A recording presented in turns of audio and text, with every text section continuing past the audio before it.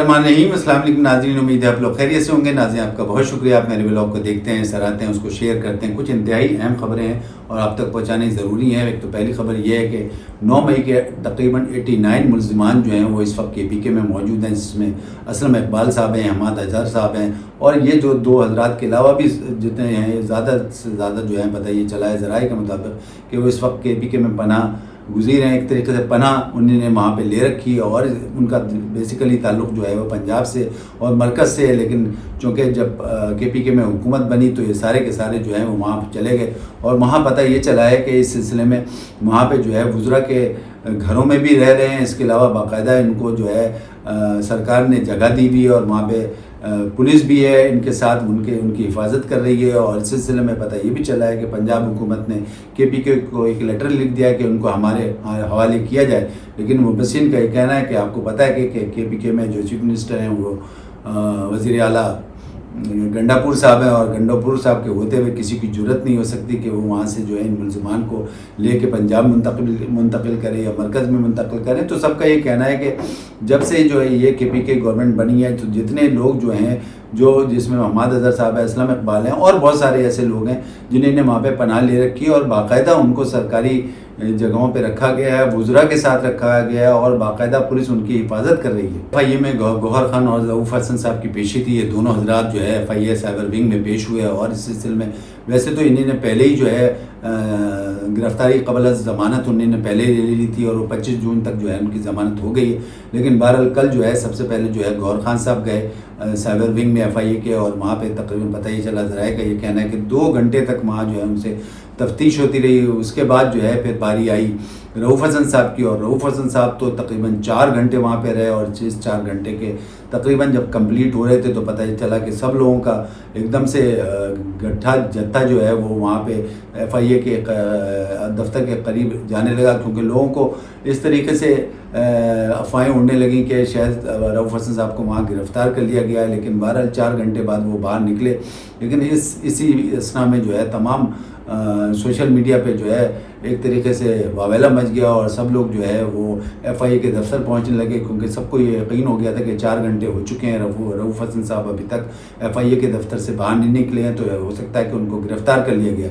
लेकिन ऐसा नहीं हुआ। फिर 4 घंटे बाद रऊफ़ हसन साहब बाहर आए और उन्होंने जब वो बाहर आए तो मीडिया ने उनसे बात करने की कोशिश की, लेकिन उन्होंने कोई बात नहीं की और वो वापस अपने घर को चले गए। और इसी के साथ साथ अगर हम बात करें कि गौहर खान साहब, तो गौहर खान साहब ने भी बाहर निकल के मीडिया ने बहुत कोशिश की कि उनसे कोई ऐसे सवालात किए जाएं, लेकिन उन्होंने कोई तसल्ली बख्श जवाब नहीं दिए और एक तरीके से आए बाएँ शाएँ करके जो है वो भी चले गए। कहना है कि इन दोनों के सामने जो है बाकायदा एक सवालनामा रखा गया और इस सवालनामा के सिलसिले में उनसे सवालात किए गए। लेकिन पता ये चला है कि इन दोनों हजरात ने बहुत मोहतात रवैये के साथ बहुत मोहतात तरीके से उसके जवाब दिए। एक ज़राए का कहना ये भी है कि रऊफ़ हसन साहब से मुतालबा किया गया कि आपने क्या वो जो इमरान खान साहब ने ट्वीट की है जिसमें आपको पता है कि 71 साने की चीज़ें सब दी हैं, तो आया उसमें उसको आपने नहीं देखा? तो उन्होंने कहा नहीं जी, मेरे पास इतना टाइम ही नहीं था और मैं वैसे भी एक हादसे में ज़ख्मी हो गया था तो मैं वो ट्वीट नहीं देख सका। लेकिन फिर ये भी सवाल पैदा होता है ज़राए का कहना कि जब आपने ट्वीट देखा ही नहीं तो उसको डिफेंड कैसे किया? जब आपने एक प्रेस कॉन्फ्रेंस की उसमें आपने बाकायदा इसको डिफेंड किया तो उनके पास कोई जवाब नहीं था। अब लेकिन बस इनका ये कहना है कि ये मामला ये यहाँ पे नहीं ठहरेगा, ये मामला मज़ीद जो है एक तरीके से गंभीर होता जा रहा है। और इसके सिलसिले में उमर अयूब साहब जो तीसरे मुल्ज़िम है इसके, उनको भी जो है एक तरीके से तलब किया था FIA में, लेकिन वो वहाँ हाजिर नहीं हो सके और उनका उज़र उन्होंने ये पेश किया कि मैं अभी बहुत मसरूफ़ हूँ और अभी मैं वहाँ नहीं आ सकता। ये उन्होंने पहले ही FIA में कह दिया था। लिहाजा अब ये 2 हज़रात जो हैं गौहर खान साहब और रऊफ़ हसन साहब के बयान तकरीबन कलमबंद हो गए हैं, लेकिन लोगों का ये कहना है कि दोनों हजरात ने एक तरीके से ट्वीट से एक तरीके से इनकारी किया कि हमने तो वो ट्वीट को देखा ही नहीं है ट्वीट। लेकिन बहरहाल एक बात तो तयशुदा है कि इस ट्वीट के सिलसिले में जो है रऊफ़ हसन साहब ने एक बाकायदा बहुत बड़ी प्रेस कॉन्फ्रेंस की थी और उसमें बाकायदा उसको डिफेंड करने की कोशिश की थी। लेकिन जब इनसे ये सवाल किया गया तो उन्होंने इस तरीके से कोई माकूल उसका जवाब नहीं दिया, लेकिन साथ साथ ये भी कहा है, डिफेंड भी किया और साथ साथ ये भी कहा कि मैंने उस ट्वीट को अभी तक دیکھا ہی نہیں ہے۔ تو اس قسم کے سوالات کے جس قسم کے جوابات ہوئے تو اس میں تو ایسے ہی لگ رہا ہے، مبصرین کا یہ کہنا ہے کہ دونوں حضرات کا ایسے ہی لگ رہا ہے کہ وہ سارا کا سارا جو ہے، چونکہ وہ ٹویٹ جو ہے انہوں نے دیکھا نہیں ہے، اور وہ ٹویٹ باقاعدہ عمران خان صاحب کے اپنے پرسنل پیج سے جو ہے وہ اپلوڈ ہوا ہے، اور اس کی اونرشپ بھی انہوں نے قبول کی ہے۔ لہذا دونوں کا موقف یہی ہے کہ بھائی چونکہ ہم نے دیکھا نہیں ہے، اور چونکہ اب اونرشپ عمران خان صاحب نے خود لے لی ہے، تو اب ظاہر ہے کہ الٹیمیٹلی سارا جو ہے مغلبہ جو ہے وہ عمران خان صاحب پہ ہی گرے گا۔ لوگوں کا یہ کہنا ہے کہ عمر ایوب صاحب کا بھی موقف الٹیمیٹلی یہی ہوگا، جس طریقے سے گور خان صاحب کا اور رؤف حسن صاحب کا موقف یہی ہے کہ بھائی چونکہ عمران خان صاحب نے یہ ٹویٹ کیا ہے اور اس کی اونرشپ بھی وہ قبول کر رہے ہیں، لہٰذا وہی اس کا جواب دیں گے۔ تو سب لوگوں کا یہ کہنا ہے کہ عمر ایوب صاحب کی بھی اگر طلبی ہوگی ایف آئی اے میں، تو ان کا موقف بھی تقریباً یہی ہوگا۔ علی امین گنڈا پور 2 قدم اور آگے بڑھ گئے، جس طریقے سے آپ کو پتہ ہے علی امین گنڈا پور جو ہیں وہ مشہور ہیں، ایک طریقے سے انہوں نے جو ہے مرکز کو بھی ناک چنے چبوائے میں، اور جو بھی ان کے خلاف بات کرتا ہے اس کو بھی، اور کے پی کے گورنر کے لیے تو کل تو اس قدر نازیبا الفاظ استعمال کیے جس کی کوئی مثال نہیں ملتی۔ بہت سے لوگوں کا یہ کہنا ہے کہ وہ بیان ہی نہیں کیا جا سکتا، ظاہر ہے میں بھی نہیں بیان کر سکتا، لیکن انہوں نے بڑی غلیظ قسم کی جو ہے وہ ایک طریقے سے بات کی ہے گورنر کے پی کے لیے، فیصل گنڈی صاحب کے لیے، اور انہوں نے کہا کہ میں ان کو دیکھ لوں گا، اور یہ انتہائی لعنتی انسان ہے، میں اگر چاہوں تو ان کو وہاں سے نکال کے گورنر ہاؤس سے روڈ پہ پھینک دوں۔ اس قسم کی یہ 2-4 باتیں کی ہیں۔ آپ لوگوں کا یہ کہنا ہے کہ آپ ایک اتنے بڑے صوبے کے گورنر ہیں، اتنی بڑی جماعت، سب سے بڑی جماعت کے ایک طریقے سے نامزد چیف منسٹر ہیں، اور آپ کو اس طریقے سے نہیں کرنا چاہیے۔ آپ ایک صوبے کو چلا رہے ہیں، آپ کو تو ایک طریقے سے بڑے مدبرانہ طریقے سے اس صوبے کو چلانا چاہیے، افہام و تفہیم سے چلانا چاہیے۔ اور بعض وقت آپ اپنے خود بیان میں یہ کہتے ہیں کہ جو میں نے معاذہ رائی کی ہے ماضی میں اس کو میں نے ختم کر دی، ایک طرف آپ یہ بیانات دیتے ہیں اور پھر دوسرے اگلے دن ہی جو ہے وہ آپ یا تو گورنر کے خلاف ہو جاتے ہیں یا کسی اور کے خلاف ہو جاتے ہیں۔ تو بہت سے لوگوں کا یہ کہنا ہے کہ اس طریقے سے یہ کیسے گورننس کریں گے اتنے بڑے صوبے کی۔ تو سب لوگ یہ کہہ رہے ہیں، آج آپ نے اس گورنر کو کہا ہے، کل کو پھر آپ پرائم منسٹر کو کہہ دیں گے یا کسی اور کو بھی کہہ دیں گے۔ پہلے بھی آپ مرکز کو اچھی طریقے سے ذلیل کرتے رہے ایک طریقے سے، اور اس کے ساتھ ساتھ پھر کل انہوں نے بلاول بھٹو زرداری صاحب کو بھی جو ہے ایک طریقے سے تنقید کا نشانہ بنایا، ان کے لیے بھی بڑے غلیظ قسم کے جو ہے وہ الفاظ استعمال کیے۔ انہوں نے کہا ان کے پاس جو ڈگری ہے وہ جعلی ہے، آپ ان سے کوئی پوچھے جا کے کہ ان کے پاس کون سی ڈگری آکسفورڈ کی ہے، جعلی ہے، اس قسم کی موقف انہوں نے اختیار کیا۔ تو اب ایک طریقے سے انہوں نے پاکستان پیپلز پارٹی سے بھی بیل لے لیا، ظاہر ہے کہ بلاول بھٹو زرداری صاحب وہ چیئرمین ہیں، ان سے بھی بیل لے لیا، اور ساتھ میں گورنر کے پی کے سے بھی بیل لے لیا۔ تو بہت سے لوگوں کا یہ کہنا ہے یہ کس طریقے سے گورننس کریں گے، اور باقی خود بھی کبھی کبھی یہ کہتے ہیں کہ میں معاذ رائی نہیں چاہتا ہوں، لیکن اگلے دن ہی جو ہے کے پی کے گورنر کے لیے یا تو خلاف کوئی بیان دے دیتے ہیں، اور یا پھر پیپلز پارٹی کے کسی کے خلاف دے دیتے ہیں، جیسے کہ بلاول بھٹو زرداری صاحب کے خلاف بھی کل بہت نازیبہ انہوں نے باتیں کی۔ 3 رکنی بینچ نے فیصل واڈا صاحب کو اور مصطفیٰ کمال صاحب کو بھی توہین عدالت کیس میں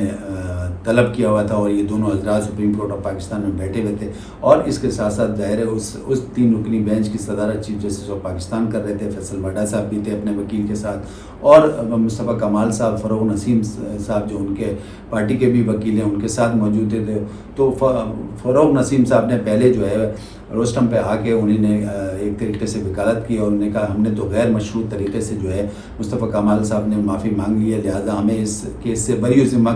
کیا جائے۔ لیکن چیف جسٹس آف پاکستان نے کہا کہ ہم اس طریقے سے نہیں، ابھی ہم اس کو آگے بھی دیکھیں گے کہ آپ نے کس طریقے سے یہ توہین کی، اور آپ نے ایک طریقے سے پوری کانفرنس بھی کر لی، اور اس کے بعد آپ یہ معافی مانگ رہے ہیں، تو اس کو اس طریقے سے نہیں، ہم آگے دیکھیں گے۔ تو انہوں نے بھی ان کو کچھ جو ہے تقریباً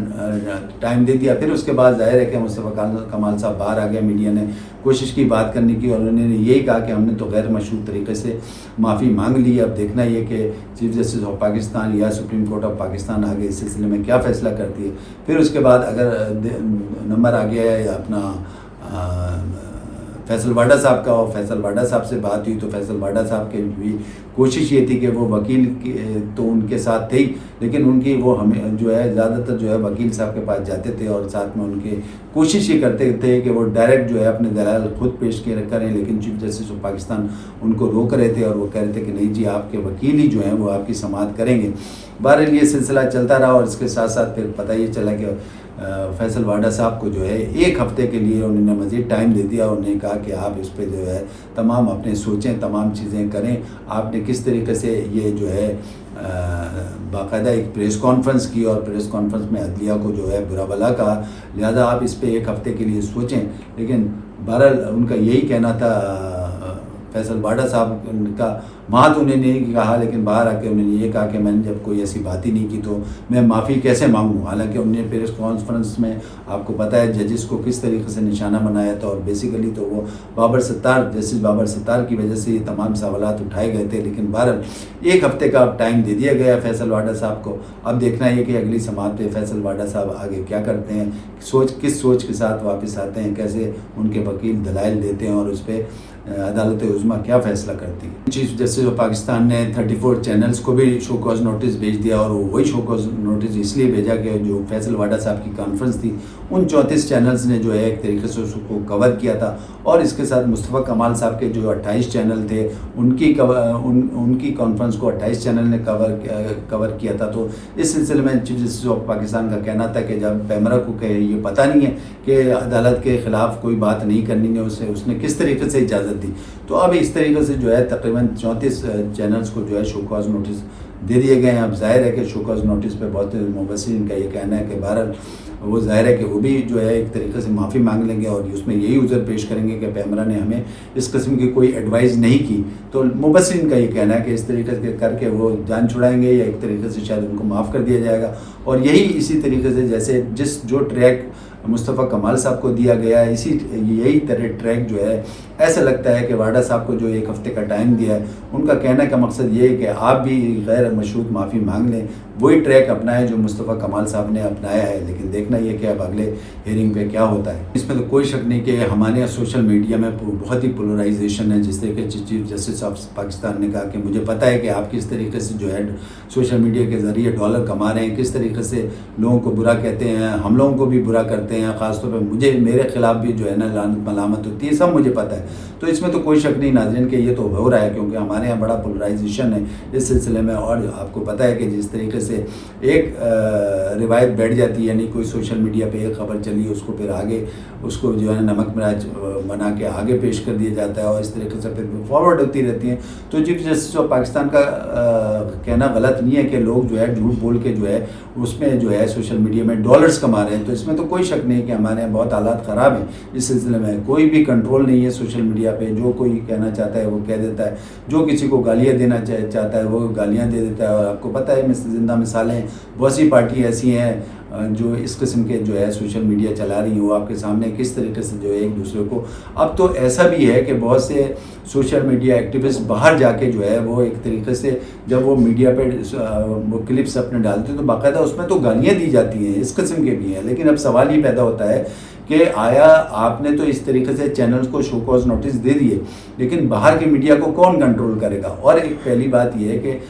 ریاست نے اس پہ کیا کیا, ریاست نے اس پہ کوئی اقدام اٹھایا ہے سوشل میڈیا کے سلسلے میں؟ ابھی تک تو کوئی دیکھنے میں نہیں آیا. تو سوال یہ پیدا ہوتا ہے کہ ٹھیک ہے آپ کی توہین عدالت کی ہے, یا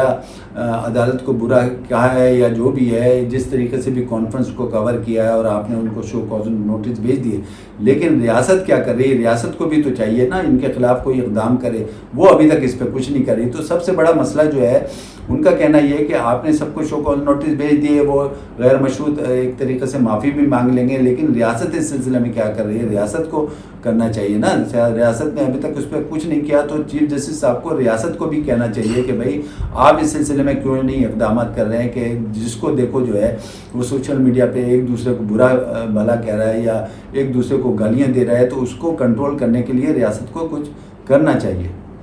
اس وقت کے لیے اتنا کافی. اپنے ہوسٹ کے لیے کو اجازت دیں, اپنا خیال رکھیں. اللہ حافظ.